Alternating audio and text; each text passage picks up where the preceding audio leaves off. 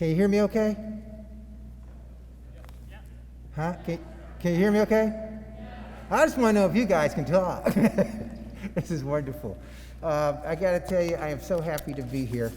And I didn't write a long speech, but I do have just some quick remarks I'd like to share with you. I want to say, first of all, good afternoon to everyone, Dr. Keith, Bishop, to Board of Directors, trustees, fellow honorees, friends, family, my wife, and most of all, you, the class of 2021.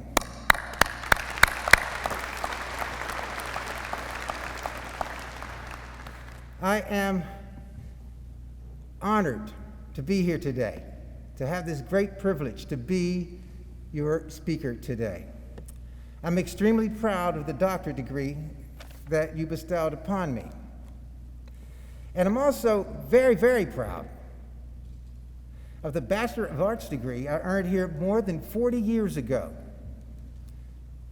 It took a lot of hard work, late hours, long hours of studying, and more student loans than I could ever imagine. I say this because I know what this day means to you graduates and your families. For you have worked very hard and sacrificed so much and spent a ton of your parents' money. When you look back at the cost of books, clothes, food, kegs, the numbers can be astronomical. And don't act like you didn't buy kegs. Nothing's changed in 40 years, not in that time. You know, when I first got the call from the president's office about the opportunity, I wasn't sure why he was calling. I wondered, I said, wait a minute. After all this time, do they want the degree back? I mean, I did struggle at times as a student, but I didn't think I was that bad of a student. No, seriously, I take my task here very serious today. And when I got the call 3 months ago to be your speaker, I decided to prepare with the very same intensity that many of you have devoted to an important term paper. So very early this morning, I began. Oh, no, it was about 1 or 2 o'clock in the morning. I called for room service. I ordered some Red Bull, fired up my cell phone, made sure my apps were all up to date, checked the browser, did some texting, watching old Game of Thrones. Then I took a nap. No, you know that didn't happen. Actually, it was right after breakfast. I said, what can I do on the ride over here? Could I get it done in time? You know, as I thought about what to write in that 3-minute ride from the hotel to here, I asked myself, what are the graduates thinking? Some of you are probably planning to spend more of your parents' money and continue your education. Others will search for a place in the workforce, and some have no idea as to what they will do. What's most important is to know that today is the first day of you embarking on greatness. By making it this far, by getting this degree, you have already proven to yourself that greatness is something that you can achieve.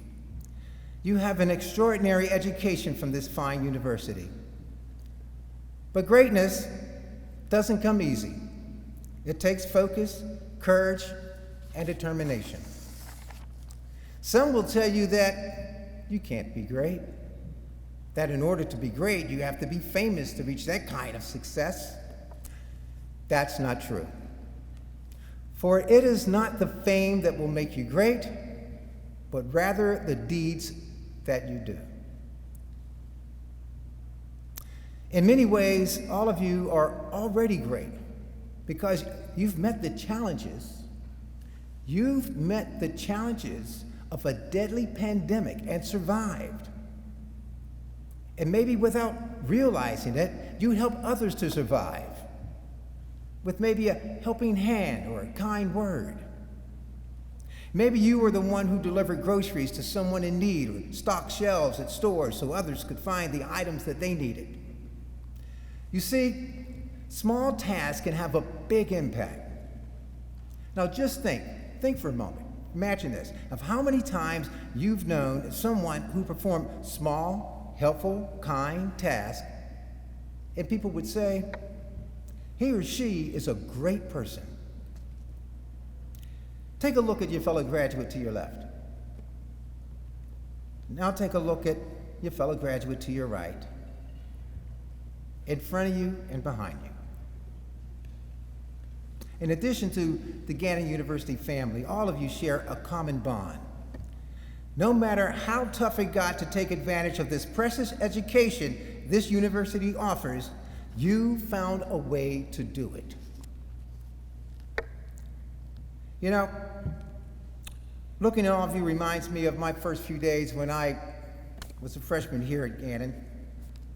I was so proud to be accepted to such a wonderful institution, the institution of the Gannon University family. But I must admit, I was somewhat terrified. I wanted so much to live up to the challenge to make my parents proud. You see, I was the first one in my family to go to college.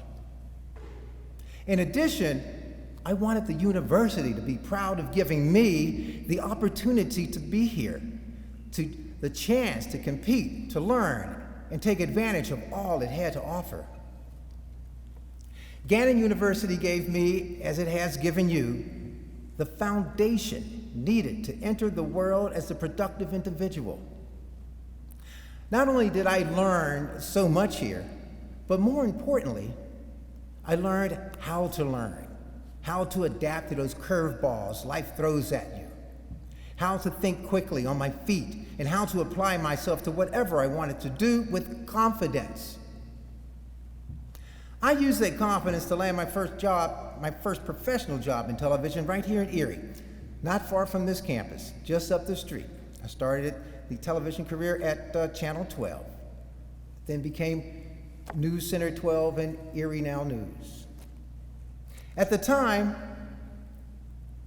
the station was looking for a new weather person. Now see, the word on the street was they were looking to replace a female weathercaster who had just left with another female weathercaster. Then I showed up. Now I think I'm pretty good looking, but not that good looking to pass myself off as a female weathercaster. But I thought, you know, I just might be able to convince them I'm the person you want. But I knew nothing about the weather. So before showing up at the station, I watched how they did the weather and learned all of the terms describing what are cold fronts, warm fronts, occluded fronts, upper air disturbances. I also studied oceanography and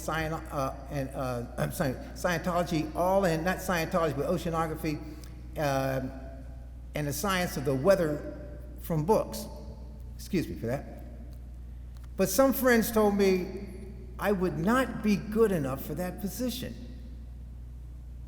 Despite their doubts, I pushed on anyway. After weeks of studying, with confidence, I auditioned and got the job. That's when I learned what Gannon University had instilled into me. Never doubt yourself. Always believe in yourself. And question those who find a need to doubt you.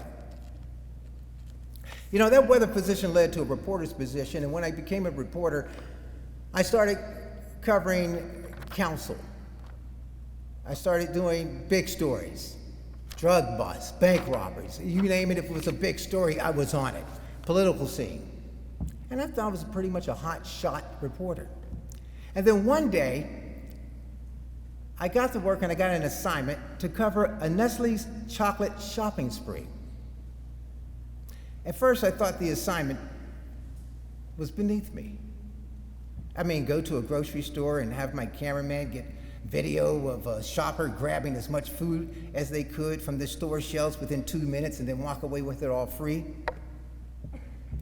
Then I thought back about what all I learned again and learning how to learn. And I said, you know, I will give this seemingly small task my all. I decided to make this a bigger story and focus on creative writing, fast forwarding, slow motion, editing, all type of special effects. When I was done, the news director looked at the story and was amazed. He was amazed at how creative I have gotten with the story. He was so amazed that he decided, without even telling me, to share it with NBC Network. Turns out the network appreciated the writing and the creativity and the effort that was put in. And a week later, NBC aired it on one of its overnight newscasts. And to my surprise, sent me a check for $600 because of the work I had done. Colleagues and viewers said to me, "Oh, what a great story, what great work." I could hardly believe that a small story would become a big enough deal to make the national news. And at that point, I learned something that I want to share with you. It's a quote by Charles Swindoll. Life is only 10% of what happens to you and 90% of how you respond. 10% of what happens to you and 90% of how you respond. Think about it. You have the power to change. You have the power to lead. You have the power to make a difference. Graduates, never doubt yourself. Never quit on yourself. Just be true to yourself and tackle life with your future with passion. Congratulations, class of 2021.